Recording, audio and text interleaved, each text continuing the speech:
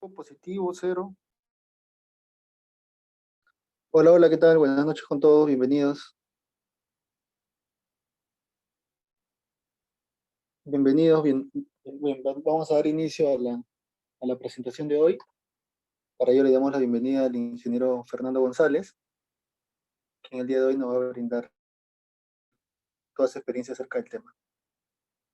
Ingeniero Fernando.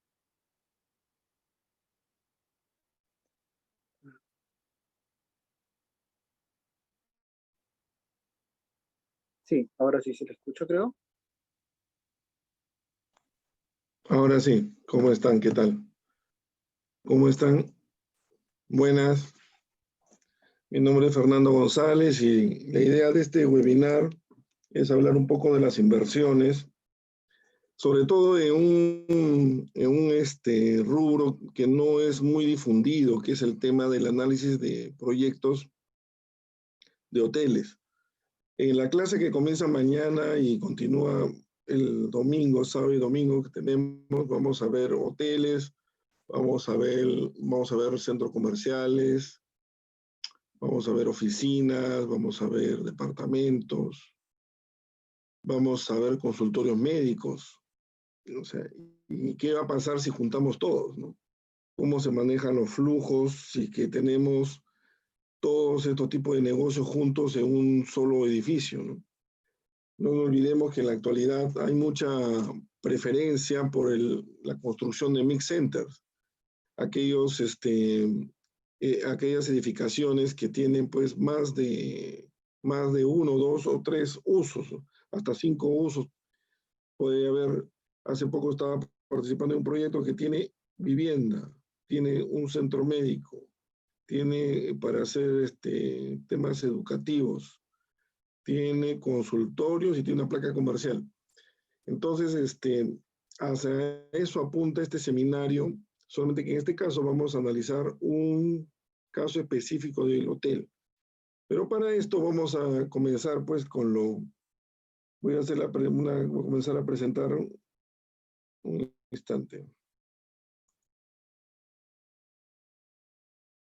Vamos a ver.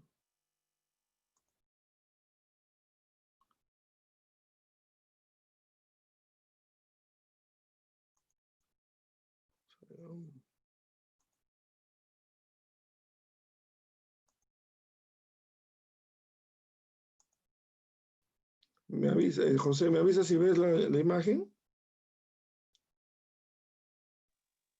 Sí, sí, profesor, se ve perfecto. Ya, perfecto. Bueno, quien habla, soy el ingeniero Fernando González, ingeniero civil de profesión, egresado de la UNI, con algo de experiencia en este sector. Ahí algunos proyectos en los que he participado. Bueno, mi expertise ha pasado por proyectos de infraestructura, ¿no? Obras viales, obras de refinería, por ejemplo, plantas industriales, pero principalmente en tema de edificaciones. También he participado en hotelería, retail y, bueno, un poco de mina. Bueno, el tema minero no he incursionado mucho, pero sería bueno, pues, ¿no? En el futuro entrar en este tipo de negocios. Bueno, sin más preámbulo, vamos a comenzar a hablar un poquito de qué es una formulación y la evaluación de los proyectos. La formulación y la evaluación son metodologías para justamente buscar un objetivo que es la realización de un proyecto. Muchos proyectos quedan truncos porque no son sostenibles. Entonces, a través de esta metodología de formulación y evaluación, pretendemos que los proyectos bueno, las ideas se conviertan en proyectos y a lo largo del tiempo pues reditúen pues las ganancias que esperan los inversionistas. Para esto vamos a comenzar a hablar un poquito de lo que es la formulación, rápidamente temas financieros, unos conceptos básicos y finalmente pues, vamos a analizar el caso del Hotel Fawcett. Es un hotel que está en desarrollo frente al aeropuerto. Ustedes saben pues que el Holiday Inn está a pocos pasos, luego hay un mix center que se va a comenzar a construir el otro año, de toda la curva de Tomás Valle con Fawcett. El proyecto en cuestión de análisis está a unos cuantos metros de ahí. Es un hotel de 4 estrellas, más o menos del rango del Holiday Inn que vemos en la esquina también de Tomavalle con Fawcett, pero a la trasera. Y finalmente pues vamos a llegar al tema de analizarlo un poco y ver algunas conclusiones. Bueno, como les comentaba, el tema de formulación es un tema muy amplio, pero tenemos que tener dos cosas en claro para el tema de la formulación. Que debemos estar preparados para hacer esta formulación a través de esta metodología de la formulación y sobre todo tener el análisis del costo de oportunidad. Ese es dos puntos importantes, dos pilares. Preparación para la formulación y saber cuál es el costo de oportunidad.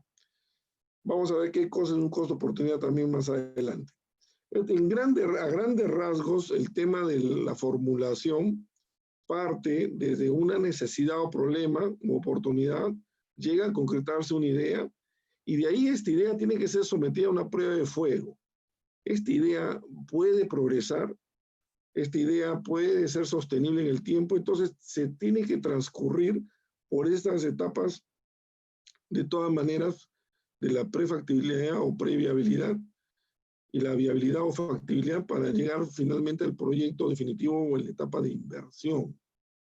Entonces, justamente esta etapa de formulación se hace una serie de preguntas, somete a la idea a una serie de evaluaciones y al final se llega a la conclusión si es viable o no es viable para comenzar a concretar pues esta idea en un proyecto tangible. Entonces la evaluación pasa por un tema técnico, un tema ambiental, un tema financiero, que es justamente lo que nos convoca, y un tema socioeconómico. ¿Ya? En nuestro caso, nosotros estamos enfocados en la evaluación económico-financiera. Bueno, y la pregunta es viabilidad o factibilidad. Para aclarar conceptos, el tema de factibilidad ocurre después de haberse aprobado las evaluaciones, es decir, las viabilidades técnicas, ambientales, financieras y socioeconómicas. Solamente cuando se pasa esas evaluaciones se puede decir que un proyecto es factible. Ya es el visto bueno final que se podría decir al proyecto.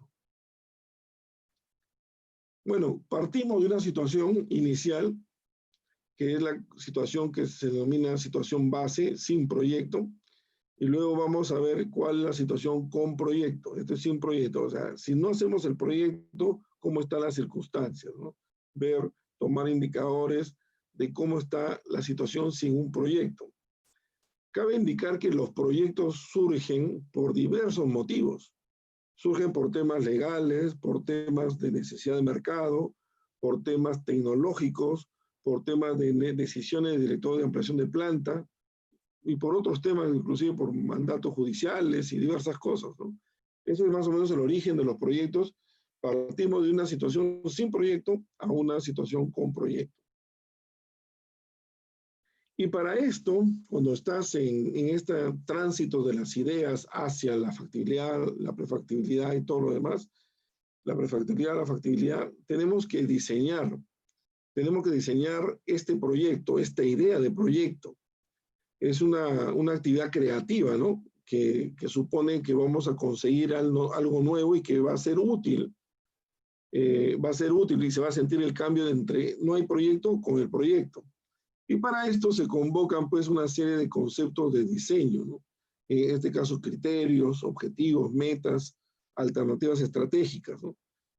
Y por ahí se transita también el tema del ciclo del diseño, el proceso decisorio, cuando por ejemplo tienes varias alternativas y al final tienes que elegir la alternativa óptima, ¿no? Eso es al final decanta en ese proceso decisorio, ¿no? Después, para el diseño de los proyectos tenemos 3 ámbitos. El ámbito privado, que vamos a ver pues que en nuestro caso, y el caso particular de este webinar, el ámbito social y el ámbito público. En el ámbito privado, efectivamente, pues el proyecto privado busca ganancia, busca rentabilidad de los inversionistas. El ámbito social no.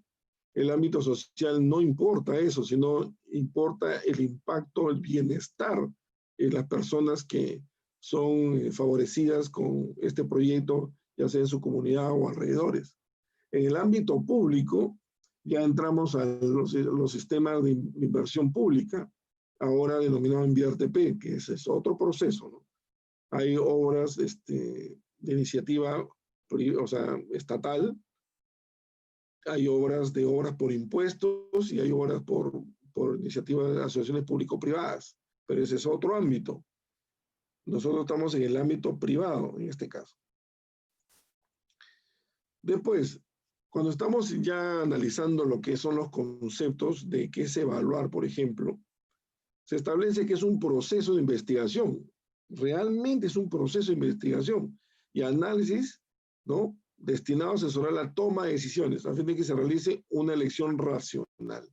Es decir, nosotros vamos a investigar, vamos a analizar fuentes primarias, fuentes secundarias para ver, para apoyar si esta idea que tenemos se puede convertir en un proyecto. Entonces, ¿por qué que debemos evaluar? Porque hay recursos escasos, hay varias opciones que se pueden presentar y también hay proyectos independientes que se pueden ir viendo. Entonces, es por eso que debemos pasar por esta etapa fundamental que es la evaluación. Después, ¿cuándo evaluamos?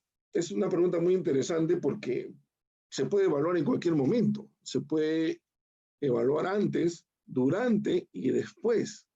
En nuestro ámbito del curso y del webinar estamos justamente antes.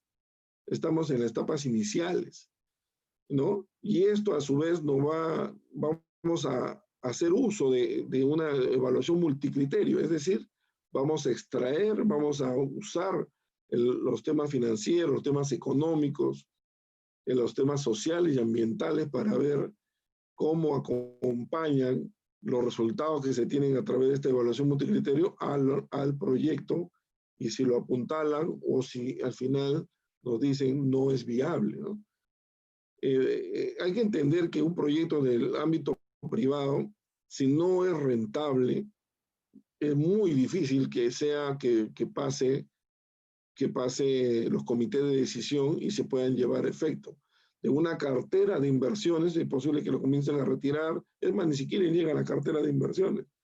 Entonces, los inversionistas pues efectivamente buscan rentabilidad. Después, ¿cómo evaluamos? Bueno, siguiendo una secuencia, una metodología. Tenemos que identificar efectos, cuantificar efectos, valorar efectos y comparar efectos. Es decir, cuando nosotros implementamos la idea, ¿qué pasa? Nos preguntamos. ¿Qué efectos se identifican? ¿Qué efectos son cuantificados? O sea, la cuantificación de los efectos, ¿cómo se valoran estos y cómo se comparan? Y efectivamente, con esta metodología de evaluar, ¿qué se busca? Bueno, vamos a aportar información para emitir un juicio sobre la conveniencia o no de la inversión en función de los intereses y valores de la empresa. Y acá hay una dialéctica. Hay una visión privada y una visión pública. Entonces tenemos que saber dónde estamos, ¿no? Pero para esto, justamente tenemos que definir esto. Las visiones, la óptica privada, definitivamente va a pasar por una evaluación financiera y va a ser remarcado el criterio de rentabilidad. En la óptica pública va a haber una evaluación económica, pero el criterio de evaluación va a ser eficacia y su repercusión sobre la sociedad en su conjunto. Esa es la gran diferencia, ¿no? La óptica privada busca rentabilidad, la óptica pública no busca la rentabilidad. Es más, puede perder, pero no importa eso. Lo que ellos quieren ver es la eficacia y repercusión sobre la sociedad en su conjunto. ¿No? Pongo un ejemplo. Supongamos por el tema del COVID-19.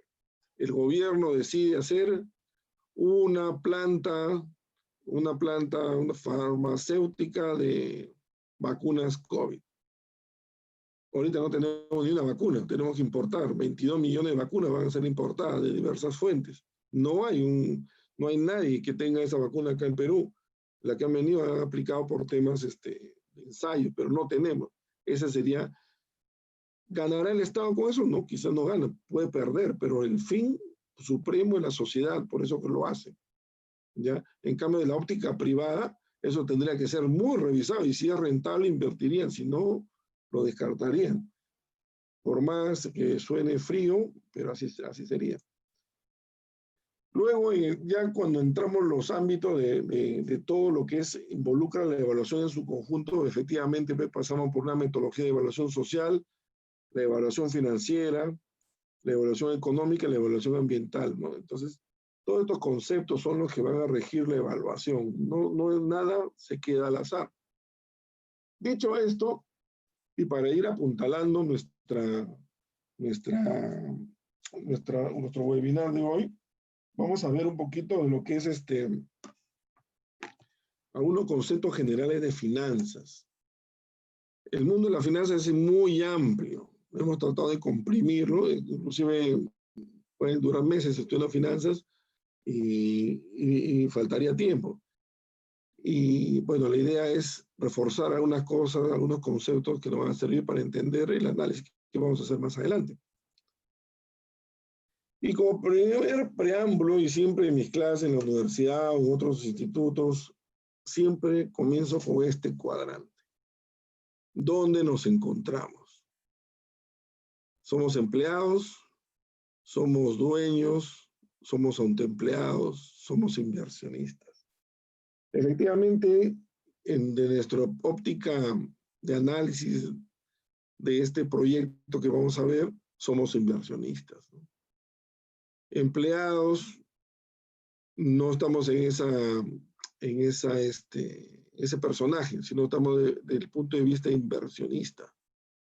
Entonces, por ejemplo, aquí en este cuadrante, uno puede pues ver cómo es que el empleado, el dueño, el autoempleado y el inversionista tienen sus ingresos, ¿no?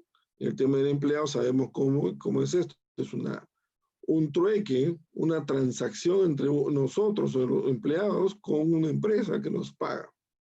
El autoempleado es el empresario que a su vez es el famoso emprendedor, ¿no? Él es el mismo jefe, el mismo recepcionista, el mismo secretario, él mismo lleva sus cheques, ¿no? Sus facturas y todo. Es el autoempleado. El dueño, ya estamos hablando de una empresa mediana grande o pequeña mediana grande, pero también trabaja, tiene su horario flexible. Y en el cuarto cuadrante está el inversionista. El inversionista que su ingreso no es lineal como el tema del autoempleado, sino es residual, o sea, él va después de las ganancias, ¿no? Es el cuadrante más óptimo, es el que tiene más libertad, ¿no? Por eso que es importante preguntarnos en qué cuadrante nos encontramos. Dicho esto, vamos a comenzar con algo básico.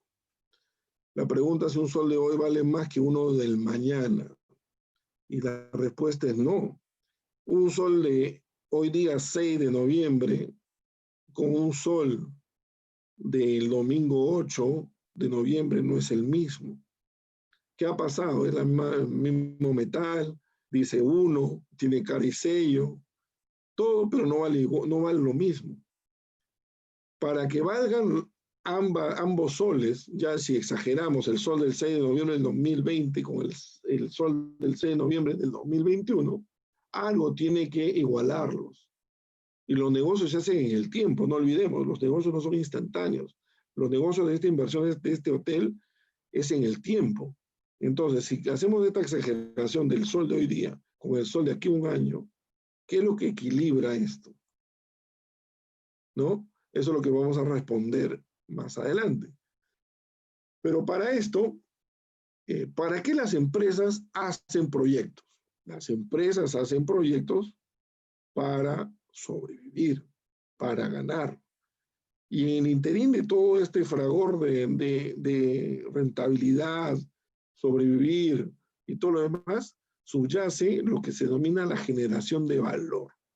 ¿Valor de qué? Valor de la empresa, valor de las acciones, crecimiento de la empresa, conquistar mercado. Pero justamente este tema de generación de valor no es gratuito. Como dice, no hay lonche gratis. Tiene que transcurrir por un lado filoso que es el riesgo. Por un lado va a querer tener liquidez y también rentabilidad. Y va a querer minimizar los riesgos, aumentar su rentabilidad y su liquidez. ¿Se podrá lograr todo a la vez? Se busca, eso se llama el equilibrio económico financiero. Entonces, tanto el riesgo como la rentabilidad determinan la liquidez. En el actual momento, muy álgido el que vivimos, la gente necesita liquidez, las empresas necesitan liquidez. Si no hubiera habido el rescate financiero prácticamente del gobierno, muchas empresas, más empresas hubieran quebrado. Entonces, es la liquidez que ha dado este Estado, porque no le queda otra, tenía que hacerlo, si no colapsa el sistema, al soltar liquidez al mercado y entregarle los préstamos a las empresas, asumiendo el riesgo y poniendo garantía de ellos mismos, y con lo cual se mantiene pues el ciclo de pagos y en teoría se mantiene en algo, ¿no? Un porcentaje interesante el tema del empleo, pese que ha caído. Entonces, estos son conceptos muy importantes en los negocios: riesgo, liquidez y rentabilidad. Bueno, acá hay más con los conceptos, solamente que al final remata con el tema de la creación de valor. Y la creación de valor va a tener varios indicadores que vamos a poder usar para detectar si una empresa está generando valor o no, o lo está destruyendo. Es decir, en otras palabras, una empresa que hace proyectos, ¿sus proyectos generaron valor o no generaron valor para la empresa? Eso es eso se traduce, eso se ve a través de la interpretación de estos indicadores. Y efectivamente, como comenzaba hablando sobre el tema del dinero en el tiempo, el sol de hoy vale igual que el de mañana, y vamos a responder en la lámina siguiente. El valor del dinero está influenciado por la producción, la inflación, el riesgo y la preferencia por el consumo. Ese es el valor del dinero. Tiene estas influencers sobre él, ¿no? Y esto es, se va a ver en lámina siguiente de qué se trata. Y justamente respondiendo el tema del sol de hoy y el sol de mañana, estamos en el famoso el equilibrio. ¿Qué es lo que equilibra este sol con el sol de mañana? Es un concepto que se llama interés. El interés, tu sol, tú lo sacrificas y lo prestas a alguien a cambio de que a un determinado tiempo te devuelve ese sol más un interés. En este caso, el costo oportunidad del dinero es la tasa de interés. Los proyectos, si no tienen rentabilidad, pues no tiene sentido. Por eso que hago el ejemplo de un sol con un sol del mañana. Es lo que pasa en los proyectos. Ponemos plata ahora, hacemos un análisis y vemos si el rendimiento de meter mi plata ahí, ¿no?, es tan bueno y que justifica justamente que lo destine a este proyecto o a otro emprendimiento de igual riesgo, ¿se entiende? Efectivamente, estas variables, estamos hablando del tiempo, el interés, la renta o el interés en monto, el stock final, que es el monto final, o el stock inicial, el capital inicial. Son esas variables, o sea, son las famosas llaves maestras de los temas financieros. Y ahí lo vamos a ver ahora en los flujos que vamos a ver. Y también algo importante es el tema del diagrama del tiempo. Generalmente cuando nosotros analizamos y vamos a ver los flujos, nosotros visualizamos en un horizonte de tiempo las inversiones. Por ejemplo, acá en el gráfico vemos si metemos $1,000 o 1,000 soles, cuando capitalizamos en el futuro, vamos a multiplicar por 1 más una tasa de interés que tenemos ahí como ejemplo. Y se convierte en $1,587 del futuro, en 6 meses, por ejemplo. Y si nosotros el valor futuro lo traemos al valor presente, ese se llama actualización o descuento, ¿no? Y los 1,587 soles se convierten en 1,000 soles. Nosotros como proyecto, nosotros vamos a descontar. No vamos a descontar. Si bien es cierto, hay variables que vamos a capitalizar por los temas de los intereses, ¿no? Porque son préstamos bancarios, por ejemplo, pero generalmente nosotros en los proyectos, nosotros actualizamos o descontamos. Acá en el gráfico se puede ver claramente esta ida al futuro o el regreso del futuro al presente. Las decisiones siempre se toman acá. Ojo, nosotros estamos acá. ¿Y nos garantizan 100% que esto va a ocurrir? No. Es un modelo de simplificación de la realidad, es una suposición. Pero justamente estas fluctuaciones de este futuro deseado tiene que ver con el riesgo y la incertidumbre, que es otro tema que vamos a ver en el curso de mañana y pasado. Pero ya para ir entrando en tema de conceptos gruesos y fuertes en el tema de evaluación, tenemos que comentar que toda empresa que hace proyectos, toda empresa en general, tiene 4 estados financieros. El estado de resultados o el de ganancias y pérdida, el de balance general o el estado de situación financiera, el flujo de efectivo y los cambios en el capital contable. Para nuestro interés, nos importan los 2 primeros. Como comentábamos, uno de ellos es el estado de resultados, que no es otra cosa que esta estructura que vemos ahí. Vemos las ventas, vemos los costos, vemos ventas, costos, la famosa utilidad bruta, los gastos relacionados para finalmente tener una utilidad de operación. Le agrego, le quito los gastos financieros si hay apalancamiento, la utilidad antes de impuestos, pongo los impuestos, tengo utilidad neta, dividendos a mis accionistas y finalmente puede quedar utilidades retenidas. Nosotros en nuestro análisis nos vamos a quedar hasta la utilidad neta porque nosotros estamos evaluando proyectos de empresas. Esto de los dividendos ya son políticas de la empresa. Esta es la estructura que nos va a servir justamente para construir nuestros flujos. Por eso lo pongo a consideración. Después tenemos el famoso balance general.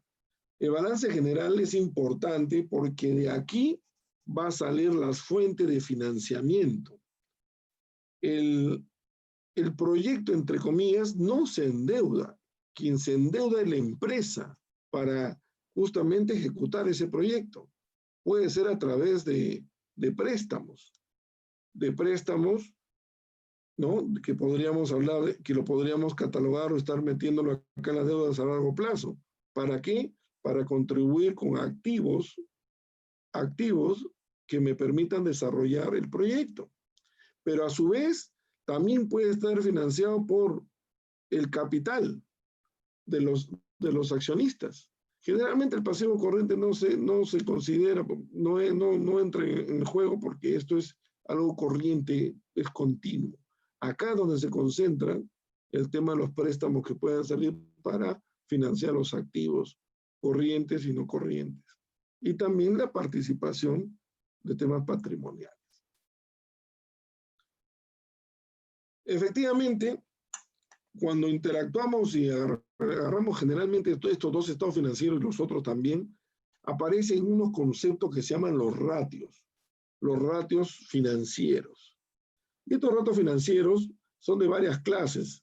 Podemos hablar de ratios de liquidez, ratios de gestión, ratios de endeudamiento y apalancamiento y ratios de rentabilidad.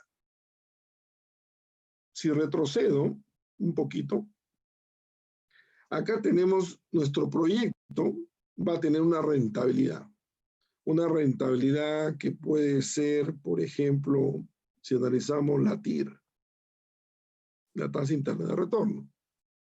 Nuestra rentabilidad tiene que ser tan grande, lo suficientemente robusta, como para nosotros considerar o analizar y concluir de que esta de esta rentabilidad que me ofrezcan los proyectos va a servir para satisfacer al banco que nos prestó o los fondos de inversión y al dueño de la empresa que invirtió. Ya eso lo vamos a ver. Entonces, hemos hablado de los ratios financieros. No vamos a entrar a analizar ratios porque es un mundo. Mañana podemos tocarlo un poco más. Es un curso. Y acá vamos a ver cómo es que se genera valor en una empresa. Volvemos a reiterar, las empresas desarrollan sus proyectos justamente por los temas de rentabilidad, por quedarse en el mercado todavía un buen tiempo más y por, bueno, diversos motivos, pero es básicamente eso.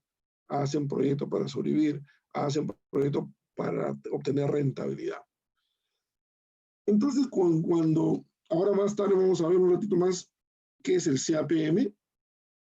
Vamos a ver cómo este tema del balance general, bajo este gráfico que estamos viendo, ¿no? Vemos el concurso de los pasivos financieros con el capital del accionista, y aquí me sale, pues, efectivamente, cómo va a entrar o cómo estaría ayudando la concurrencia de estos dos para el tema de los proyectos. Y el estado de resultado, que obviamente, pues, esto sale también de todas las rentabilidades que le generan los proyectos que está metido en la empresa, y la conjunción de los activos netos y la tasa que pueda surgir de esta interacción que vamos a ver, sale un concepto que se llama el valor económico agregado. Por eso cuando vemos todos los conceptos Lean, el BDC, el IPD, todos los conceptos de entrega de proyectos, elaboración, escucho hablar a todos los expositores y se llenan la boca hablando de valor. Generan valor. Te aseguro que si les preguntamos qué cosa es valor, no saben qué responder. Y el valor realmente es esto. Todo lo demás son babas. Esto es el valor. Si la empresa crece en valor, las acciones crecen en valor. Imagínense Apple, el año 78, 80, en esos tiempos comenzó a lanzar su computadora. El año 2007, Steve Jobs presenta al mundo un aparatito que se llama el iPhone, que fue totalmente disruptivo. ¿Qué pasó? El iPhone, eso fue un proyecto de más de 2 años, creo que 5 años tomó hacer ese iPhone. Y no le salía, y no le salía, y no le salía, hasta que le salió. ¿Qué pasó cuando ese proyecto tuvo éxito? ¿Qué pasó al día siguiente de la presentación de ese proyecto, de ese proyecto, el iPhone, en sociedad? Las acciones de Apple reventaron. Ese es crear valor a través de los proyectos, ¿ya? Eso es valor tangible, cuantificable, acciones, valor de mercado. Entonces, si los proyectos, imaginemos, de Edifica, de Imagina, de Fundamenta, de otras inmobiliarias grandes, ¿no? De acá, no le generaran valor, ¿ustedes creen que estarían en el mercado? No. Se nota que generan valor sus proyectos, porque si no, ¿y cuántos años están metidos en el mercado? Y siguen haciendo más edificios, y siguen haciendo cosas, porque generan valor, están creando valor, no están destruyendo. Entonces, todo el IPD, BDC, Lean, todo lo que se te imaginen, BIM, todo apunta a eso, pero tiene que traducirse en temas tangibles a través de los temas financieros. Y ese es el valor que hablamos. Muy bien, entonces en el tema de la evaluación financiera, pues efectivamente se tiene que usar los recursos. La verdad que no sé si denominar los escasos, ¿eh? La plata, hay bastante plata en el mundo. En el país hay un montón de plata, pero ¿sabe cuál es el principal problema? Que no sabemos gastar. Todos los años, los gobiernos regionales, los ministerios, debería caerse la cara de vergüenza, regresan plata al erario nacional, como que nos sobrara la plata. De 100 soles que le das, oye, te doy 100 soles para acá tus proyectos, te regresan 40 soles. Y lo gracioso del caso, que vieras todos los gobiernos regionales pidiendo más presupuesto. no me des 100 soles, necesito más, 120 para el presupuesto del 2021. Y tú el mes volteas y le preguntas, ¿cuánto gastaste el año pasado? Te di 100, ¿cuánto gastaste? 60. ¿Y los 40? Me lo devolviste. Y ahora quieres 120. O sea, para que yo te lo entregue y me lo regrese, me lo entregue y me lo regrese.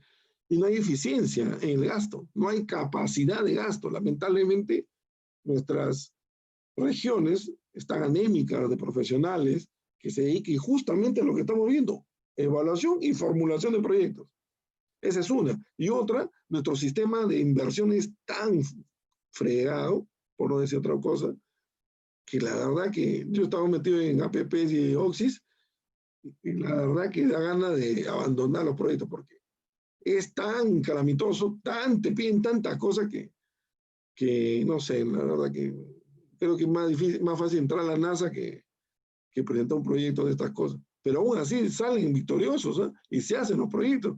Es increíble, o sea, es una tarea titánica, ¿no? De poder hacer proyectos. Bueno, efectivamente, entonces, lo anterior nos lleva a un punto muy importante que son los flujos de efectivo, los flujos de caja, los flujos que salen, los flujos de entrada, los flujos de salida y los flujos netos. ¿Ya? Ese es el famoso flujo de caja. Comenzamos por los temas de inversión, los ingresos, flujo de liquidación, es decir, los valores de rescate quizás, o la venta de activos, y el financiamiento, ¿no? Analizando con sus signos positivos, negativos, y un tema muy importante que es el tema de la depreciación, que también vamos a ver. Acá hay que ver una cosa muy clara, los famosos flujos incrementales. ¿Qué es un flujo incremental? Son los flujos que se le atribuyen al proyecto. Es decir, se aíslan los flujos del proyecto y se identifican, estos son por el proyecto. Entonces ahí se ve ese flujo incremental, ese concepto justamente es lo adicional a la empresa a partir del funcionamiento y la puesta en marcha de ese proyecto.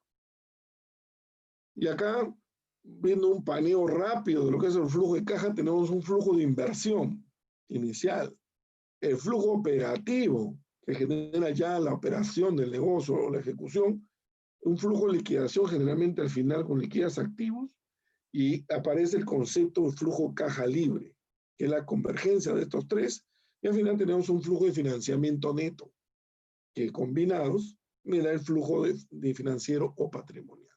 Esta es la estructura que va a tener nuestro análisis ahora. Y esto es un poco de gráfico, ¿no? Vemos el flujo de caja de inversiones, el flujo de caja operativo, el flujo de caja de liquidación, los temas de financiamiento, monto financiado, amortización del principal, interés, y ahí aparece un concepto de escudo fiscal. Los intereses se le tiene que extraer la parte de los impuestos, no pagan impuestos. Entonces eso nos ayuda y mejora los flujos. Ahora también lo vamos a ver. Entonces, ahora entramos a un tema. ¿Cuáles los usos y fuentes? Los usos van a ser a dónde vamos a invertir, y las fuentes pueden ser aporte o deuda. Esto es lo que se denomina la estructura del financiamiento. Aporte más deuda son las fuentes y la inversión son los usos. Eso es a grandes rasgos. Y efectivamente, cuanto más inviertas de recursos propios, los recursos externos van a ir disminuyendo. Si recortas tus recursos propios, los recursos externos van a ir aumentando, porque obviamente todo tiene que sumar un 100%, porque se entiende pues, que hay un monto de inversión que se tiene que realizar. Y ahora, ¿cuáles son las fuentes de financiamiento? ¿Cuáles son? ¿Cuáles que hay disponibles en el mercado? Tenemos al banco clásico, los famosos business angels, que son inversionistas privados, los fondos de capital de riesgo, que es fondo de inversión, cantidades que quieren entrar al país, con algunos hemos estado trabajando. Tenemos los aceleradores o incubadores de startups, ¿no? Que hay incubadores que te dan plata y te posibilitan ejecutar tu proyecto. Los famosos factoring, que es el tema del cobro anticipado de facturas por pago de una comisión. subvenciones y ayudas públicas, también hay inyección de capital público en algunos proyectos. El famoso bootstrapping, que es el financiamiento por los mismos accionistas, la campaña del crowdfunding o el fondo colectivo, el bartering, que es una suerte de trueque de servicios. Es decir, entre las empresas hacen trueque de servicios y yo te hago la ingeniería y tú me haces el análisis económico. ¿Cuánto me cobra la ingeniería? $50,000, yo también te cobro, entonces no nos cobramos. Tú me haces el servicio y te hablo. Entonces van construyendo sus proyectos con el concepto de bartering. También puede darse un tema de un concurso o finalmente tocarle la puerta, romper los chanchitos y la familia acudirá a nuestra ayuda. 11 fuentes de financiamiento. Bueno, como decíamos, el tema del financiamiento viene por un tema propio o endeudamiento. Y acá se puede ver el tema que los activos generan rentabilidad y el financiamiento genera costo. Por eso que tu activo tiene que ser, los activos que metas a tu proyecto tienen que ser tan rápidos, tan eficientes y tan rentables que soporten y al final quede remanente de utilidad, ¿no? Porque si no fuera así, no se crearía valor. Sería superior a las tasas del patrimonio y a las tasas del pasivo. Más allá de eso es creación de valor. Entonces, todo costo va a tener asociado una tasa de interés, por lo que hablamos del sol de ayer con el sol del mañana. Lo que equilibra la ecuación es la tasa de interés. Efectivamente, va a tener que ser asumido porque estamos usando el recurso de tercero. La deuda tiene una cosa peculiar, ¿no? Esta tasa de interés, estas tasas, vamos a ver que son ponderadas, porque el origen de los fondos de financiamiento pueden ser varios. Generalmente son propios y de banco, y tenemos que hacer un ponderado de esas tasas. Lo que les hablaba, todo el coste de deuda que tiene un principal y los intereses, tiene una peculiaridad que disminuye por efecto del escudo fiscal. Los intereses igual la tasa por uno menos la tasa del impuesto.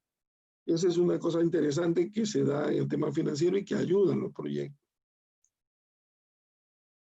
El costo del capital propio versus el costo de oportunidad es el costo de oportunidad del accionista. Entonces, tenemos una disyuntiva. Tenemos un sol acá que lo invierto con Pepito o con Pablito. Pepito, al cabo de un año, me da un sol. Pablito me da 50 céntimos. ¿A quién le presto? Evidentemente, el que me da más interés. ¿Cuál sería mi costo de oportunidad? El otro. ¿Y por qué elegí al uno y no al otro? Porque el otro me da más interés. Eso es así de simple para graficar el tema de los costos, ¿no? Evidentemente, Pablito y Pedrito, o como se llamen, tienen que tener igual nivel de riesgo, ¿correcto? Porque los dos pues, son personas respetables y cumplen sus cosas, ¿no? Si uno es un malandrín y el otro es un caballerito, por más que el otro te ofrezca más interés, tú le vas a dar al que te ofrece menos interés porque es más consistente su comportamiento de devolución de ese préstamo, ¿no? Frente al otro que es un malandrín y que tú no sabes. Tú lo conoces y dices, ya bueno, si tú al final le prestas, ya te bajo tu riesgo, ¿no? Muy bien, entonces ahora vamos a ver un poquito del Capital Asset Pricing Model, que es la estructura fundamental y es el origen de todo, yo diría. Porque lo más difícil en los temas financieros es determinar la tasa de descuento de los proyectos. Y esta teoría busca eso, con sus errores, críticas, le llueven críticas, desfasado, que hay otras alternativas, sí, pero esta es la más difundida.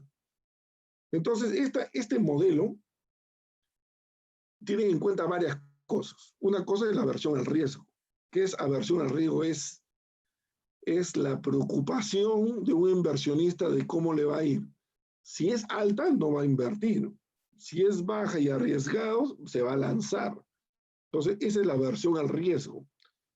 También supone de que hay un activo que tiene una una rentabilidad libre de riesgo. Generalmente estos son los bonos del Tesoro americano. Y luego que en este modelo no hay asimetría de información y los inversionistas son racionales. Ustedes saben que un modelo es una simplificación de la realidad y justamente este modelo trata y asume estos preceptos para formularse. ¿Y en qué se basa? Se basa en esta famosa fórmula, donde KS es una tasa que puede ser nuestra tasa de referencia para nosotros. La siguiente LR es la tasa libre de riesgo. Entre paréntesis tenemos una prima de riesgo, es decir, tenemos la tasa del mercado versus la tasa libre de riesgo y esa diferencia se llama prima del riesgo del mercado. El mercado tiene una tasa promedio y la tasa libre de riesgo tiene un valor. La diferencia en la que está la tasa del mercado versus la tasa del libre riesgo, eso se llama prima de riesgo del mercado. Y esto a su vez es afectado por un factor beta, que es un indicador propio de las acciones de un rango, de un rubro del negocio. Hay, por ejemplo, betas que corresponden a la construcción, al rubro hospitalario, al rubro de facilities. Es decir, todas las betas son indicativos del tema de la sensibilidad de las acciones de estas empresas, ¿no? Ante las turbulencias del mercado, ¿no? Esos son unos indicadores, que la verdad que son un mundo. Si entramos al beta, te tiramos 3 horas. Pero esto es el concepto de las tasas. Entonces, la pregunta es, ¿esta tasa que es muy americanizada es aplicable a nuestro país? Sí. ¿Cómo la podemos aplicar? Es la misma fórmula, pero le agregamos el famoso riesgo país. El riesgo país no es otra cosa que la comparación de nuestros bonos soberanos versus la comparación de los bonos del Tesoro americano. Nuestro riesgo país en la actualidad es el más bajo de Latinoamérica, ganándole a Chile, Uruguay, a todos. Nosotros somos los más bajos, pese a que hemos tenido una tremenda pandemia, pese a que nos quieren votar al presidente, pese a que tenemos un Congreso un desastre, pese a 80 pesos. Pero esta es la fórmula, la tropicalización de la fórmula gringa a nuestro medio, agregándole el riesgo país. ¿Qué quiere decir esto?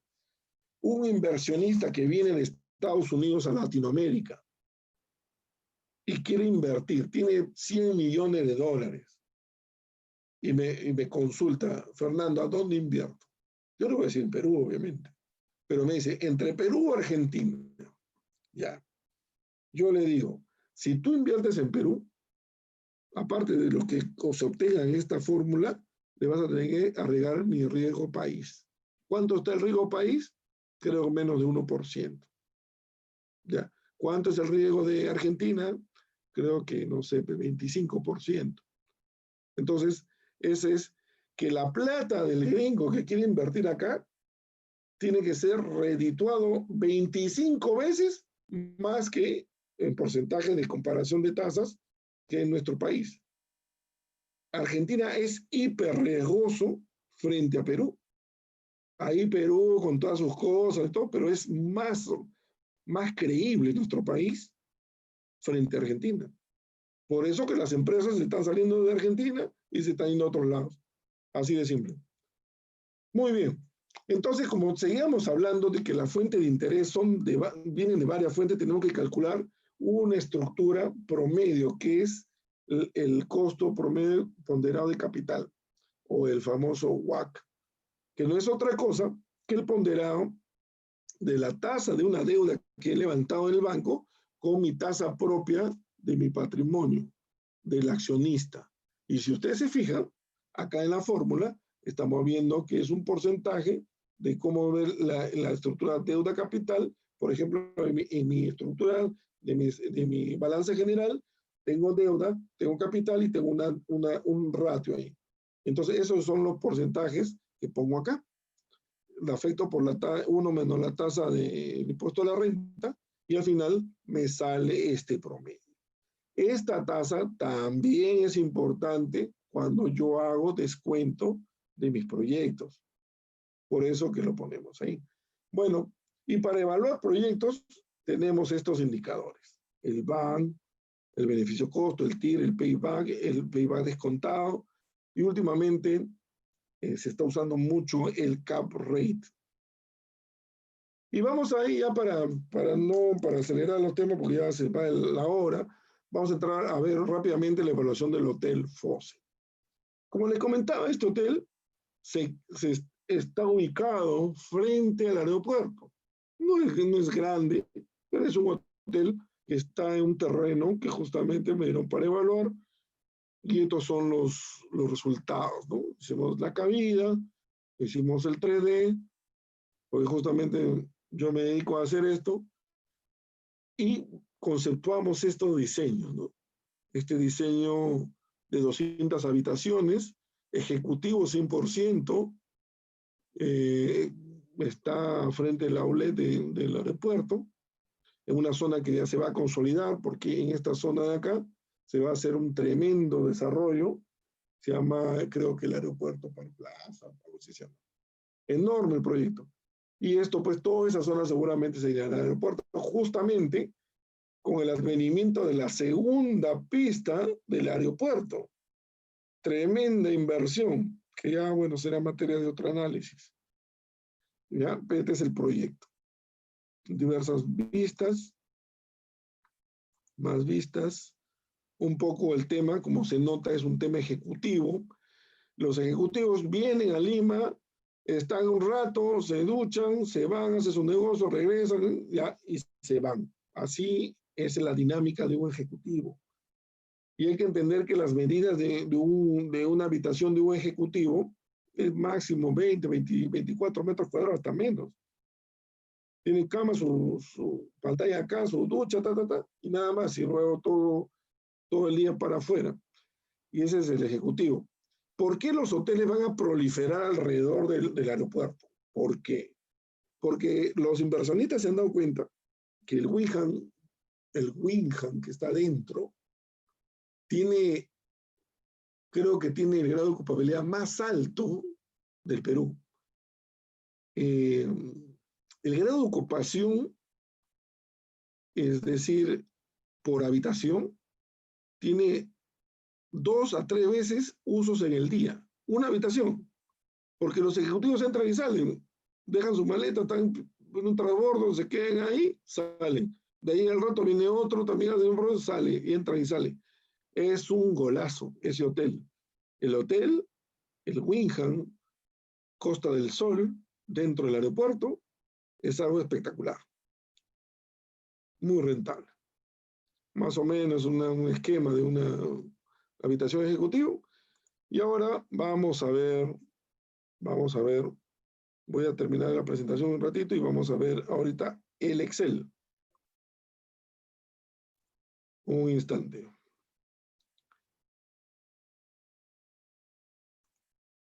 ¿Alguna pregunta, José? A ver si hay alguna pregunta hasta ahí.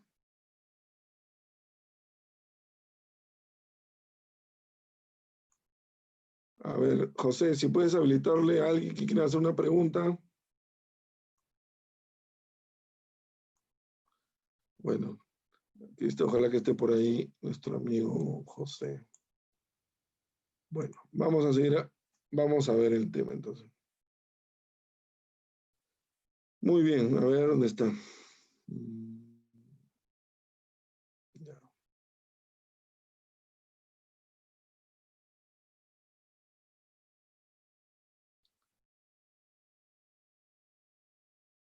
Muy bien, a ver.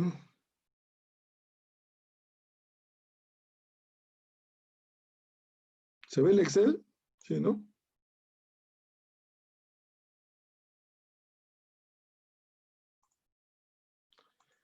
Muy bien, señores. Bueno, a ver.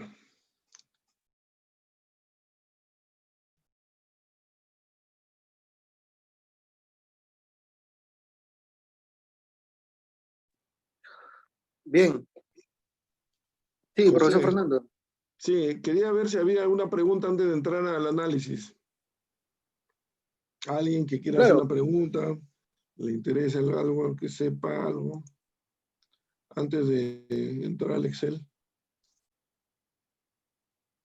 claro, los invitamos a que los chicos puedan realizar cualquier pregunta mediante el chat. El ingeniero Fernando va a estar encantado de poder responder sus Si no, preguntas. entramos ya al Excel para comenzar a avanzar y ahí seguramente puede haber más preguntas. Sí, claro, mejor. Bueno, ya que no hay Ya, preguntas. muy bien. Ya voy a hacer el Excel, no sé si, a ver, ¿sí están viendo el Excel, no, José? Sí, profesor, se ve Ya, perfecto. perfecto. Muy bien. Entonces, ese Hotel Wyndham, es el Hotel Fawcett que está frente al Wyndham, está afuera, tiene un detalle que tiene más o menos 8.500 metros cuadrados de área techada. Y también tiene, pues, tiene un sótano porque no necesita más. Tiene 1.250 metros cuadrados de terreno. Y bueno, y los diseños nos llevan a esto, ¿no? 35 estacionamientos, número de departamentos o en este caso de habitaciones. Entonces nosotros para calcular esto, por ejemplo, esta es una captura de hoy día de cómo está el precio de nuestra competencia directa, que es el Wyndham, y en este caso el Holiday Inn Lima Airport. El Holiday Inn está desde la puerta del aeropuerto a la mano derecha, Tomás Valle con Fawcett. El Hotel Wyndham está dentro del aeropuerto, de llegadas internacionales, partidas, más, ahí se ve, pues, ¿no? Inclusive le han aumentado 2 pisos más, me parece. ¿Cuánto es la noche? 393 soles de Booking, ¿no? Es decir, o 393 de Agoda o Booking, ese es el precio. Y es el precio que yo lo he usado para analizar esto. Entonces, pero para esto tenemos que conocer un poquito el tema hotelero. El tema hotelero tiene sus peculiaridades. El tema hotelero tiene su ingreso principal, si es un nivel ejecutivo como este, 4 estrellas, su negocio principal son justamente las habitaciones. En segundo término puede estar el tema de comidas y bebidas y también el tema de actividades dentro de sus salones de recepción y todo lo demás. Pero un hotel clásico como este de ejecutivos, está, su ingreso es básicamente relacionado al alquiler de las habitaciones. Entonces, hemos sabido el precio hoy. Sabemos la estructura de un hotel clásico. Por ejemplo, tenemos la estructura de costo de un hotel ejecutivo típico. ¿Cuánto puede salir los costos departamentales y los costos funcionales? ¿Y cuánto se espera más o menos de resultado de beneficio grueso? Fíjense, en este de otro hotel que analizamos, ya de la vida real, se establece que los costos, estableciendo que las ventas son el 100%, los costos departamentales generalmente están alrededor del 26%, lo que me da una utilidad operacional del 73%. Luego a esto le agrego los costos funcionales, que justamente pues son los administración, servicio y todo lo demás, te da 39 para llegar a un 34% de resultado bruto de explotación. Entonces, esto viene pues de estos análisis bien minuciosos de un hotel en marcha. Ustedes me dirán, pero entonces, este hotel se parece, bueno, yo voy a tratar, yo tengo que partir de información previa. Y yo he tomado de este hotel. Hay más hoteles, puedo sacar promedios, ¿no? Justamente para armar mi modelo. Otro punto importante que hay que estimar es el tema de la depreciación. ¿Qué vamos a depreciar? Vamos a depreciar el edificio, vamos a depreciar lo que se llama el FF&E, que es el equipamiento de las, por ejemplo, de las habitaciones y todo lo demás. Y vamos a, esta depreciación la tenemos que calcular en el tiempo. Nuestro horizonte de inversión en este caso es de 20 años. Vamos a ver que en 20 años qué pasó, cómo se amortizó. Hay toda una estructura de depreciación. Entonces, sabemos la tarifa, sabemos la estructura de un hotel clásico, sabemos el análisis de depreciación que hemos hecho. Hemos agarrado nuestro estudio que obedece al diseño que les he mostrado. Y ahora vamos a analizar el estudio de ganancias y pérdidas. ¿De qué está compuesto los costos? Porque no olvidemos que este es un flujo. Esto no puedo hacer un estado de ganancias y pérdidas. ¿Por qué?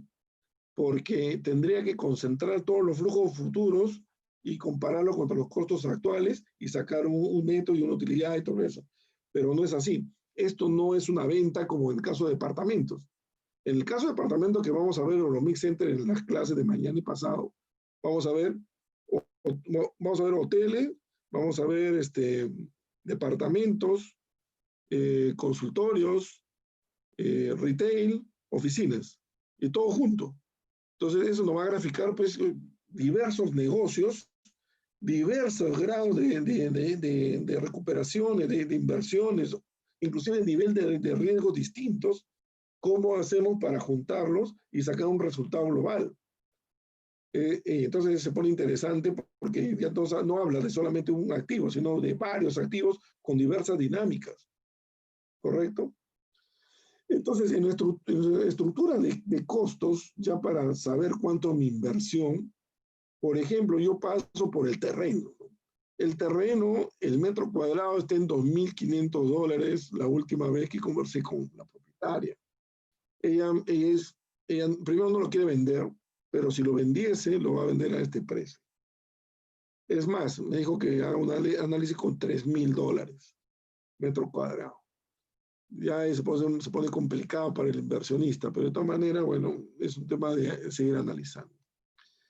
Acá yo he puesto algunos costos bajos. ¿Por qué? Porque supuestamente, en teoría, yo tendría que hacer esta ingeniería. Y como es mi cliente, yo no tengo mayor afán de lucro de esto, pero esto es fácil, según el arquitecto que yo tenga a mano, de algún renombrado arquitecto del medio, fácil este de acá, se va a los $15, ¿no? Si no es $10, $8, pero el arquitecto más renombrado de acá del Perú, yo coticé para un proyecto grande que estaba viendo en San Miguel, me cobraba $15. $15 el metro cuadrado hace 8 años. $15 el metro cuadrado, 8 años para hacerme el anteproyecto, ¿eh? El anteproyecto, la idea, $15. Yo fui en este caso, yo trabajaba en una empresa norteamericana, los gringos casi se desmayan, mejor lo mando a hacer a Nueva York. Entonces, bueno, así pasa, pues hay arquitectos y arquitectos, cobran muy caro, pero uno normal, tranquilo, te puede cobrar $4 y salen todo lo demás. ¿Esto en qué función está? Está en función del área construida y me sale pues los montos de trabajo. Esto es la tierra, esto es la ingeniería.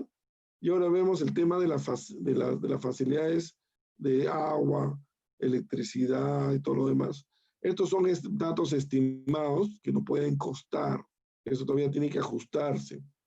Luego tenemos el costo de construcción. El costo de construcción, si ustedes se fijan acá, tengo el edificio y tengo el sótano.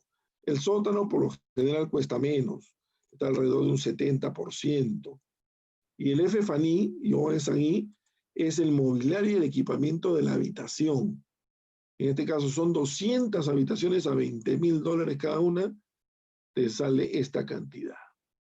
Luego tienes temas de marketing, temas legales, licencias, una serie de gastos de propiedad, gerencia de proyecto, comisiones, temas, gastos financieros, como el tema de los préstamos, del interés, el interés de los préstamos, la supervisión de los bancos, los costos de estructuración, inversiones extras que se ha tenido que hacer para el capital inicial de trabajo y contingencias que en este caso lo hemos fijado en 2.5%.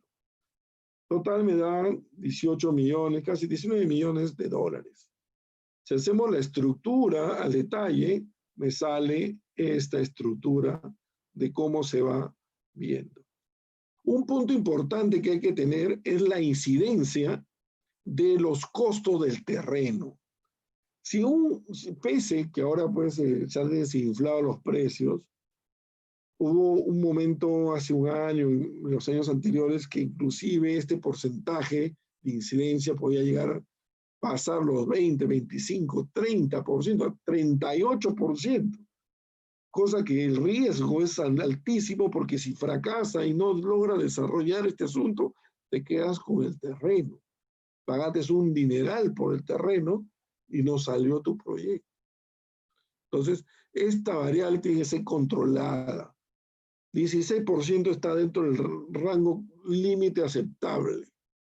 Pero hay, como le digo, hay adversiones y adversiones al riesgo, ¿no? Yo recuerdo que los gringos me decían, Fernando, si es de más de 15%, no lo veas.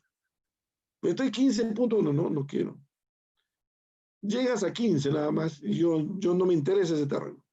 Entonces, por lo tanto, si estuviéramos con los gringos ahorita, no le interesaría, porque esto pasó su parámetro. Son políticas de las empresas. Y el punto más alto de inversión está en el tema de la construcción. Un hotel tiene sus costos de construcción, no es algo simple, es más complejo, ¿no? Dicho esto, tenemos acá pues la estructura de inversión y bueno, esta era la forma de cómo estábamos en el tema del financiamiento. En este caso es un consorcio y un partner que pone la plata a través del concepto de silent capital. No dice nada, o sea, pone la plata, espera su rentabilidad y ya, ¿no? Y el resto con el banco. Entonces, tenemos el cuadro de áreas, tenemos las tarifas, tenemos la estructura de un hotel típico, tenemos la depreciación, tenemos el estado de ganancias y pérdidas. Bueno, le llamamos ganancias y pérdidas, en este caso solamente es una estructura de costo porque no hay ventas. Y finalmente el análisis del hotel. Este es un análisis típico de un hotel. A diferencia de los demás análisis que vamos a ver de retail, de oficinas, de los mix centers, de lo que sea, el hotel tiene una peculiaridad que lo hace sui generis. Sui generis en el sentido de que las cadenas hoteleras que entran a trabajar mano a mano con un inversionista local cobran fees, cobran regalías, cobran una serie de cosas que pueden inclusive ser en cierta medida onerosas. Recuerdo hace unos años, cuando estábamos viendo un hotel en San Miguel, hice una convocatoria internacional a 13 cadenas internacionales. Y al final quedaron 2 finalistas. Puedo dar el nombre. Quedó Hilton y quedó NH Hoteles. Y Hilton es Hilton, y NH Hoteles es NH Hotel. Entonces era un tema de ver qué cadena me podría administrar mejor mi hotel. Y efectivamente, pues tuvimos que elegir uno de ellos, ¿no? Para el tema de ese hotel. Entonces vamos a entrar al flujo ahora. En principio, hay que familiarizarnos un poquito de la jerga hotelera. La jerga hotelera, evidentemente para todos es clásico que una habitación, un room, eso no es novedad, es básico. Puede haber dentro de las habitaciones las estándar, las suites estándar, las presidenciales, puede haber hasta 5 o 6 categorías de habitaciones. Si uno entra, por ejemplo, acá en este tema de la tarifa del hotel, si entra a la página de este hotel, el Wyndham, que lo he estado comentando, ustedes van a ver que tiene 5 tipos de habitaciones y a distintos costos. Yo he usado la ejecutiva. ¿Por qué? Porque el hotel que estamos analizando es ejecutivo. Esa es la primera variable, número de habitaciones. Otra variable importante es el porcentaje de ocupación. Como ustedes saben, en las marchas blancas de los hoteles en que he participado, cuando se termina el hotel, ya está todo funcionando, ocurre un proceso de marcha blanca, que puede demorar hasta 6 meses, en el cual pues van entrando y saliendo huéspedes invitados, van al restaurante, todo eso, ¿no? Por eso hay que tener un capital inicial para poder entrar al tema de la marcha blanca se denomina. Entonces, no pretendamos que un hotel, haciendo así, se ocupe 100%. Y además, en un análisis económico-financiero, no podemos suponer que vamos a llegar al 100% de ocupabilidad. Es cierto de que los hoteles efectivamente llegan a un momento que es tanta la demanda que paran llenos de bote a bote. Entonces, pero bajo ese escenario no se analizan los negocios, se parte de algo bien bajo. En este caso, siendo súper ácido, yo he comenzado con un 50% no diríamos súper ácido nomás, no exageremos. 50% de ocupabilidad que va incrementando un 5% anual hasta llegar a una cúspide de 85%. ¿Puedo llegar a 95%? ¿Puedo llegar a 100%? Sí, pero no me puedo dar ese lujo a la hora de evaluar.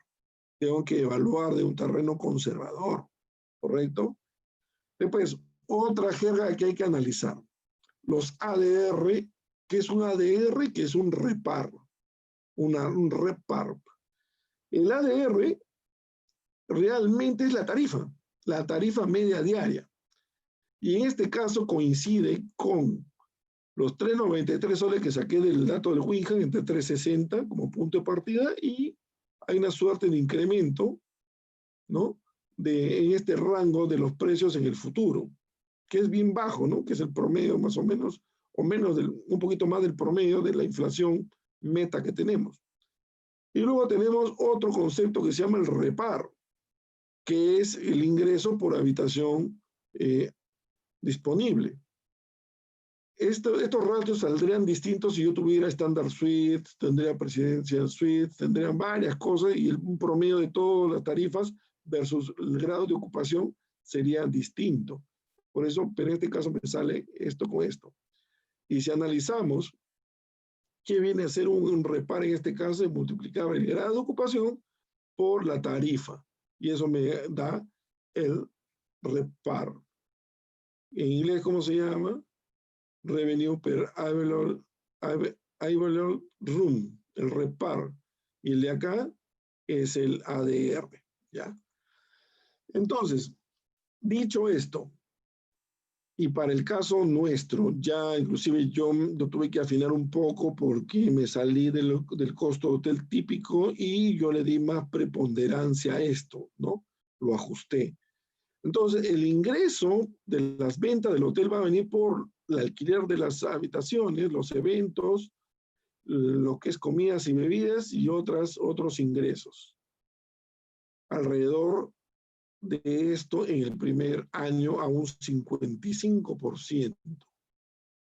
Luego a esto le agregamos los costos departamentales y funcionales para obtener, de acuerdo a los parámetros que hemos usado del hotel típico, esta cantidad de gastos para obtener por diferencia este margen grueso que está alrededor de un promedio del 30%. Un hotel que no te dé un margen mínimo, más promedio del 30%, ya no es rentable. Por eso que estas corridas, pese que estamos siendo bajos, pese que estamos castigando bastante, nuestro GOP está alrededor del 30%. Luego hay una serie de gastos, como los montos de propiedad que se pagan, quizás unas rentas que se pueden, en este caso es cero, para luego hacer la diferencia y obtener lo que se llama los EBITDAs, o la ganancia antes de impuestos, depreciación y amortización, es el famoso EBITDA. Y acá lo vemos, ¿no? Que es uno de los indicadores financieros más conocidos. Ahora, como es un tema de estructura, este EBITDA tiene que ser potente también. En este caso, le sale un 28%, que es consistente. En el tema hotelero también se calcula un ratio, que es el EBITDA por habitación, que no es otra cosa que es el EBITDA dividido entre la cantidad de habitaciones. Es decir, cada habitación anualmente me rinde $9,000. $9,000 en el inicio.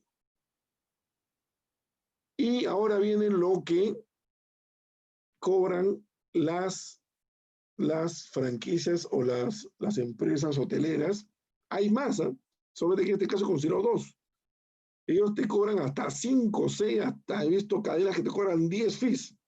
Y no solamente eso, te cobran, ellos como manejan una red global de reservas, te cobran por cada reserva que salió por su plataforma, tantos dólares por reserva. Ese es aparte, ese es otro cálculo. Pero concentrémonos en dos. El base fee, que es directamente proporcional, más o menos está alrededor de un 4% de los ingresos totales, ¿eh? O sea, los ingresos brutos. Imagínate, ¿eh? Ingresos brutos, 4% de eso. Luego hay otro que se llama el incentive fee, un porcentaje de incentivos, que representa más o menos el 10% del margen grueso. ¿Correcto? Voy a ampliar un poquito más porque no veo. Ahí está. El margen grueso. Entonces, al final, yo solamente he usado dos, pero se pueden usar más. Hay cadenas que te cobran mucho más. Tenemos un total de gerenciamiento, de dirección de esto. Y hasta acá, todo lo que es el EBITDA, luego le hemos agregado los fees que te cobran las cadenas y ahora le vamos a agregar la depreciación. Esta depreciación sale de este gráfico que hemos visto acá. El edificio, lo que es la inversión en FF&E y el análisis de la depreciación de ambas cosas. Esto entra acá. Y la depreciación por temas financieros, yo lo quito y luego se lo regreso. La depreciación, no olvidemos que es un gasto ficticio. Es un gasto que no ocurre. Por eso es que al final se lo tienes que devolver. Pero por efectos tributarios se genera un escudo fiscal importante.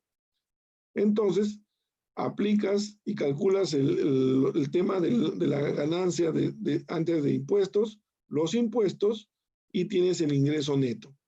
Luego le regresamos la depreciación, hacemos un kitty-pong acá, y obtenemos el flujo de caja operativo. Hasta ahí lo que hemos explicado obedece a toda la estructura de ganancias y pérdidas que hemos hablado, con la peculiaridad de que estos fees que pueden ser hasta 10, 5, 4. Eso va a depender de la importancia que tenga en la cadena. Por ejemplo, un Hilton no es lo mismo que un Marriott, ¿no? No es lo mismo que, no sé, otras cadenas nacionales o extranjeras. Son distintos, los fees son distintos.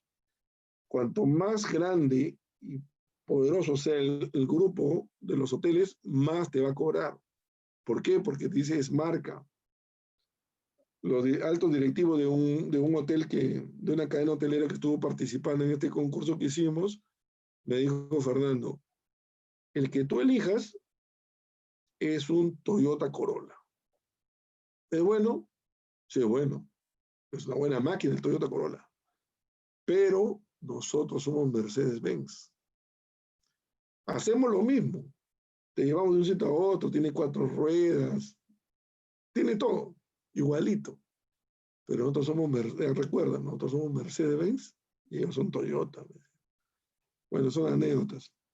Para ellos era un orgullo pertenecer a esa marca multinacional.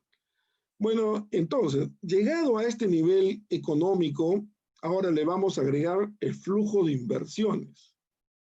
El flujo de inversiones que viene por esta estructura. Tenemos la inversión en el hotel, el FF&E y otras inversiones que totalizan toda la estructura, aparte un capital de trabajo, un presupuesto de preapertura y el tema de desarrollo de servicios. Total da 100%. Y ahora viene. Acá se estila, ustedes saben que es un hotel necesita mantenimiento y se destina alrededor del 2-4% estabilizado de los ingresos brutos, que no es poca cosa para cambiar cosas. Luego, también hay un monto de marketing fee, que es alrededor de 1.5% de los ingresos por habitación. Y al final te da esta nueva línea que no es otra cosa que la suma de lo que es ¿cómo se llama? Los ingresos de las últimas líneas de inversión. Y acá juntamos el flujo de acá, que hemos obtenido acá, más lo que nos ha salido acá, y tenemos el flujo económico. El flujo económico que se da por 20 años. Ojo, como estamos evaluando, y una evaluación se tiene que, ¿cómo se llama? Estar preparado para salirnos del negocio. Se considera un valor residual que es la concentración de los flujos futuros. O sea, ¿qué pasa del año 21 hasta el año 40 o 50 más allá? ¿No? Y eso traído por la fórmula que tiene que ver el crecimiento y la tasa promedio de la tasa ponderada, me sale esa cantidad de dinero. Esto, obviamente, a la hora que lo castiguemos y lo jalemos 20 años, se reduce bastante. Sin embargo, es interesante ver que esta fórmula, este número, concentra los flujos futuros. Y al final, tienes el flujo económico más el valor de rescate o residual. Ahora, como en este caso mi cliente se dedica al rubro de venta de productos para la minería, y ellos son propietarios de este terreno, es un poco difícil saber exactamente, es bien difícil sacar una estructura de una empresa que se dedica a ser proveedor de la minería para traerlo y usarlo en temas de hotel. Entonces, se hace un artificio en el cual se hace 50-50 en este caso, la inversión del capital del inversionista y otro 50% de deuda, a una tasa de 10% de costo oportunidad de capital y una tasa corporativa del 5%. Esto es discutible, pues 6, 7, 8, no sé, es cuestión ya de la negociación que se tenga con los bancos. Bajo el proceso que hemos usado, hemos obtenido la tasa ponderada que vemos acá. Entonces, evaluamos. ¿Qué evaluamos? Los clásicos indicadores del BAN, el TIR, el beneficio-costo, el payback y el cap rate, siendo el más nuevo en evaluación el cap rate, ¿no? Entonces, si nosotros analizamos bajo este cálculo de tasa estos flujos finales, me sale este análisis, este resultado que obviamente según el parámetro de aceptación es correcto. Cuando calculo el TIR, también a los 20 años me sale que es conforme. El beneficio-costo también sale conforme. El payback, según la estimación de la empresa, a 20 años, en este caso 13 años, también es conforme. Y el cap rate, eso sí va a depender de muchos factores porque depende de los inversionistas. Hay gente que se contenta hasta con 5%, otros con 8% y otros con 13%, o 10 o 12%. Los inversionistas tienen diversas aversiones al riesgo, ¿correcto? Y eso es lo que al final va a primar en la toma de decisiones. Así es, señores, esto es un análisis de un hotel que está en proceso ¿no? Que todavía se está barajando, viendo pues que más compañeros, o sea, más hoteles se coloquen en la zona, con lo cual pues se dinamizaría y cobraría valor. Y estos son los indicadores y la estructura. Hay más cosas que explorar, hay más fees, hay más complejidades, pero para este efecto del webinar he traído a colación esto. Esto se pone interesante cuando le agregas retail, le agregas oficinas, le agregas hasta consultorios, le agregas edificios para enseñanza, tipo universidades, institutos, le agregas casinos. El casino es otro mundo también. También tengo análisis de casinos. Y en este caso, hotel. Puede tener 6, 7, 8, 10 cosas, el mismo complejo, sí. Y cada negocio lo tiene que analizar por separado. Pero los inversionistas no te dicen cada negocio por separado, sino te piden ahora júntalos. Ya es otra técnica, es otro tema, ¿no? Bueno, señores, esto fue lo del seminario. No sé si hay preguntas. ¿Quieren formular una pregunta? Sí, a ver si alguien se anima a hacer una pregunta. Si no, damos ya por finalizada la charla del día de hoy. O si no, ábrele el micro para que alguien quiera preguntar. A ver, vamos a abrir los micros. A ver, chicos, a ver, consulta de todo, no hay problema. Algunos conozco ahí, ¿eh? Algunos veo que nombres conocidos. A ver, ¿dónde está Paul? Hazme una pregunta, Paul.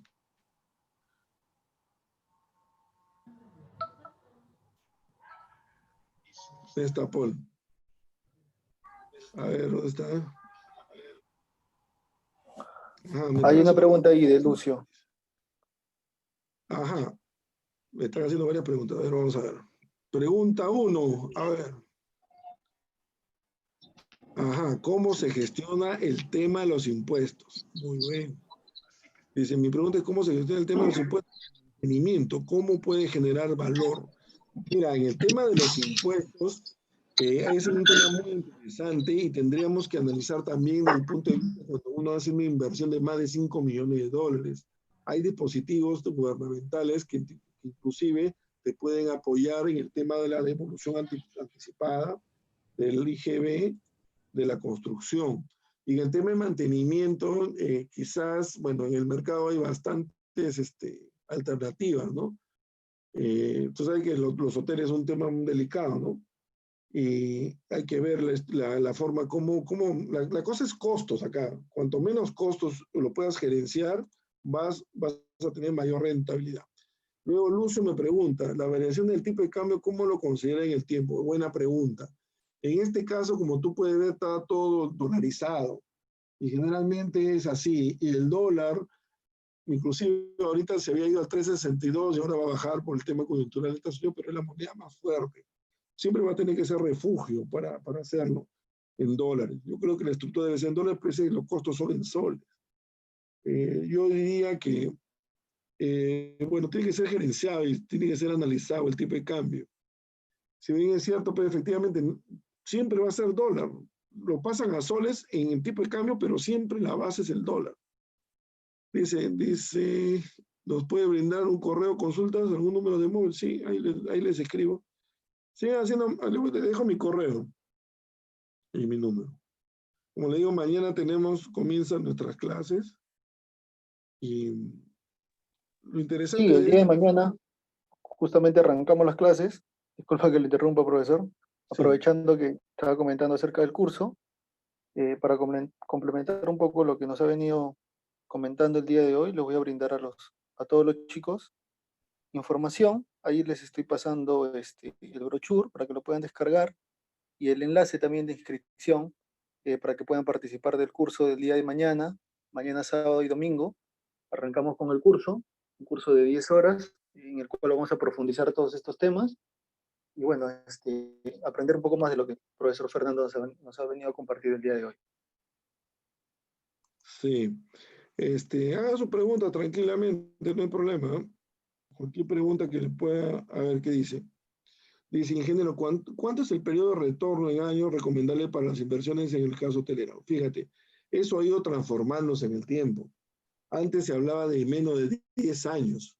Si es menos de 10 años, el retorno era bueno. Pero ahora, en vista de las circunstancias, ya pasó, ya se está yendo. En este caso, te salió como 13 años de periodo de recuperación de la inversión, ¿no? Ahí tendríamos que ver si ese es en base a un análisis descontado o un análisis así simple. Pero eh, por lo general, debido a la competencia, debido a la complicada situación, ahorita los números se han ido más. Mira, por citarte un ejemplo, el tema también, no sé si se han dado cuenta, hay un indicador que se llama el indicador PER. El indicador PER no aplica a los hoteles generalmente, pero aplica al tema de departamentos. Tú haces el tema de cuánto te costó el departamento y lo divides entre la cantidad que obtengas mensual o anual, si quieres, de renta. Antes los departamentos te pueden salir menos de 10 años. Ahora te sale 15 a 20 años. ¿Por qué? Primero, por la gran cantidad de productos de departamentos en alquiler, por ejemplo, y también los precios se han ido hacia arriba, se han ido dramáticamente hacia arriba, debido a la especulación, ¿no? Ha habido mucha especulación y la gente, pues, como este es algo elástico y hay libre competencia, sale un edificio, ¿cuánto está? No sé, pues 1.300 metros cuadrados. Y el inmobiliario dice, ¿y se le sube a 1.500? Sube a 1.500, siguen comprando. Y se lo sube a 1.600, y si 1.700, 1.800, siguen comprando, 1.900. Hay un momento que ya se comienza a frenar y dice, ya, llegamos a nuestro techo. Pero así es la especulación. En estos momentos la cosa está medio complicada, han bajado los precios, hay más oferta, hay productos, pero la especulación siempre va a estar presente, siempre va a estar presente. Es una cosa que debe racionalizarse, ¿no? Dice, en el curso se dará ejemplo de Excel de inversión con financiamiento bancario, por ejemplo, versus financiamiento con capital propio y verificar ventajas de una a la otra. Lucio, ¿sabes qué pasa? Sí, es correcto, vamos a hacer eso, pero ¿qué pasa? Siempre va a ser más barato usar la plata del banco, porque está de por medio tu costo de capital. Es decir, te va a salir más barato usar el banco que usar tu propio dinero, porque es tu propio dinero, ¿no? Hay formas que ya no podemos escapar y tiene que ser también meter uno su plata, pero preferencia, fondo de inversión, sobre todo fondo de inversión, ¿eh? Que es más barato que los bancos, a veces se malean y hay fondos de inversión que se quedan con pequeños intereses porque te prestan millones, ¿no? Cuanto más plata te presten, la tasa baja. Cuanto menos, sube, ¿no? Si te prestan 100 millones, son tasas pequeñas. Si te prestan $10,000, las tasas son altas. Entonces, siempre va a ser conveniente entrar al banco. Yo ahí hablé 11 fuentes de fondos de inversión. Ahí estaba los fondos colectivos, estaba el bootstrapping, el bartering, hay varias. Y lo clásico, el banco y los fondos de inversión, son los clásicos. Así es. Bueno, chicos, no sé si hay alguien más por el chat. Lo veo medio tímidos. Vean su cámara para conocer. No sé, pregunten nomás, ¿eh? No hay problema. O por el chat, no sé. Si no hay más preguntas, ya damos por levantar la sesión. A ver, otro. ¿Cuánto puede costar el terreno en comparación con una inversión de viviendas? Te refieres a la estructura de la inversión. Lo que pasa es que hacer un hotel es más caro que hacer viviendas, efectivamente, porque hay otras inversiones que hay que hacer. Por ejemplo, no tienes que estar invirtiendo en tanta cosa, ¿no? Los lobbies impresionantes, el F-Faniela. El tema de los hoteles, del tema de vivienda, tenemos dos situaciones. Uno, cuando es para venta, entrada y salida, y el otro, ahí dice que me refiero al porcentaje promedio recomendable que debe costar. Ya. Ya, o sea, eso te refieres que relacionaba a la estructura de inversión. Claro.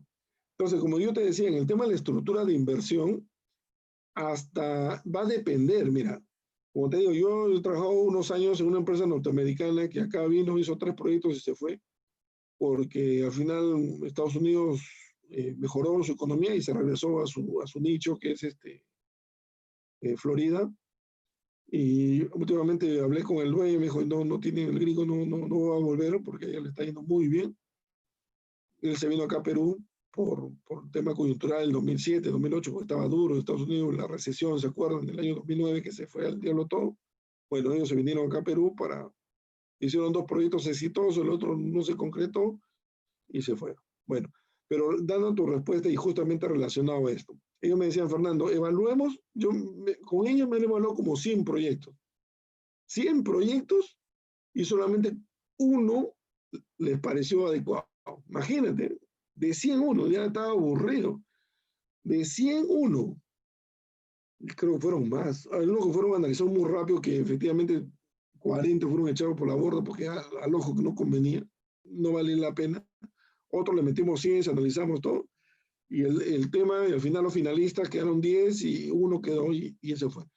Pero el tema de los porcentajes, ellos a partir de 15 ya no miraban proyectos, ya no miraban el terreno. El que aceptaron estaba en 12% y les pareció, vamos, ese terreno. Y el precio estaba bueno para la época y todo. Ahora, inclusive yo he visto evaluaciones de proyectos que estaban en 38%. Y así seguían invirtiendo los inversionistas, eran de locos. O sea, otros inversionistas se hubieran paralizado de miedo y no hubieran entrado. Pero ellos, depende de la aversión al riesgo, depende de dónde vengan esos fondos, ¿no? Entonces, como respondiendo a tu pregunta, puede ser 15, puede ser 20, 25. Por lo general, a partir de 20, 25 ya estás en zona de riesgo. Es más, ya no deberíamos mirarlo, pero por la necesidad las empresas están buscándosela a los terrenos y los terrenos están siendo escasos. Ya se van a comenzar a demoler edificios completos. Ya se están demoliendo edificios completos para hacer nuevos edificios, ¿no? Porque ya los terrenos buenos o están escondidos o tienen casas encima, edificios encima, y están siendo limpiados. Entonces, ese es el tema, como te digo, va a depender de la política de la empresa, del promedio del mercado, de eso. Yo estaría entre un 15 y un 25%, que ya es la cosa, más de eso ya sería una locura, porque el riesgo tuyo está en quedarte con el terreno, ¿no? Mira, dice, de acuerdo a la coyuntura actual, ¿recomendaría invertir en un proyecto de departamento? Sí. Mira, en la actualidad, por ejemplo, yo aparte de hacer estos análisis, estoy metido con unos socios en construcción. Y parece mentira, en las últimas 2 semanas hemos cotizado como 6 proyectos de inmobiliarias que ya no construyen, están dejando de construir y están tercerizando, porque bajan costos. Ya dice, yo para qué voy a tener mi constructor acá si la construcción es un commodity y lo puedo tercerizar. Entonces los tercerizan y se ahorran, pues. Eso sí, en un proyecto que acabamos de perder, hemos ganado uno y hemos perdido otro, perdimos y te aseguro que nos tiramos al piso, o sea, ya era lona, menos del contrapiso estábamos, ya era una cosa, pero ya regalado total y perdimos. Y había otra constructora que ofertó menos que eso, o sea, era de loco, pero esto ¿cómo han hecho? Y la verdad es que la gente está al costo o menos del costo, la cosa es que hay mantener el tema operativo. Los sueldos se han ido a pique, las constructoras se están tirando al piso y las inmobiliarias pues están en pleno goce porque están los costos menos, están tercerizando y las ventas están, los precios si bien bajaron, están ahí. Todavía el margen, ahora han atacado costos. La venta ha bajado y ahora el ataque es a los costos, entonces el margen se mantiene. Entonces, sí es correcto invertir en departamento, pero si tú eres inmobiliaria, la compra, como te digo, el PER está bastante alto y sigue creciendo, ¿ya? Esa comparativa sigue creciendo. Muy bien. Yo, Lucio, ¿quién más me ha preguntado? Jesús. ¿Quién más me ha preguntado? Muy bien, muy bien. Gracias por las preguntas. Hay otra Sí, pregunta esa por creo ahí. que era la última pregunta, profesor. Ya, perfecto. Muchas gracias, señores. Bueno, ahí tiene mi teléfono, tiene mi correo. Ojalá se puedan escribir. Ya vamos a entrar más al detalle, ¿no? Con esto. Gracias a todos. Ya nos vemos entonces. Cuídense. Listo, listo, profesor. Muchas gracias. Gracias a Gracias. todos Nos también por vemos. participar. Nos vemos el día de Gracias. mañana. Ahí está el enlace para que se puedan inscribir. Gracias. Cuídense.